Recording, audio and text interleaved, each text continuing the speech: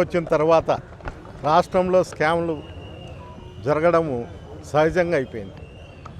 అంటే ప్రజల్లో కూడా ఒక అభద్రభావం అనేది ప్రభుత్వం మీద ఉంది.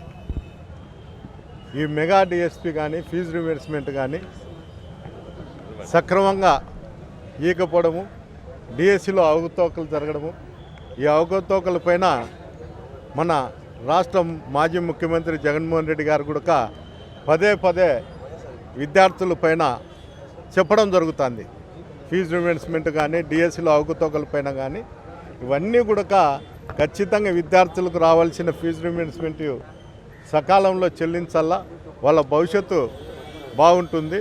లేకపోతే డిఎస్సిలో అవకతవకలు జరిగిన దానిపైన సిబిఐ ఎంక్వైరీ చేసి దానికి సంబంధించినటువంటి అధికారులను, దీనికి శాఖకు సంబంధించినటువంటి లోకేష్ను రాజీనామా చేసి ప్రజల్లోకి వస్తే బాగుంటుంది. చిత్తశుద్ధి నిరూపించుకోవడానికి అతను వెంటనే రాజీనామా చేసి నేను ఈ డిఎస్సిలో ఎలాంటి పొరపాట్లు చేయలేదు, నేను సిద్ధశుద్ధితోనే నేను రాజీనామా చేస్తాను, అందువల్ల నైతిక బాధ్యతగా నేను రాజీనామా చేస్తాను అతనంతరం తప్పుకుంటేనే బాగుంటుంది. ఈ రాష్ట్రంలో ఉండేటువంటి విద్యార్థులు అందరూ కూడా ఏకమై మనం కూడా రోడ్డు మీదకి వచ్చి డిఎస్సి అవకతవకల పైన సిబిఐ ఎంక్వైరీ కావాలని కోరితే బాగుంటుందని కూడా చెప్పడం జరిగింది.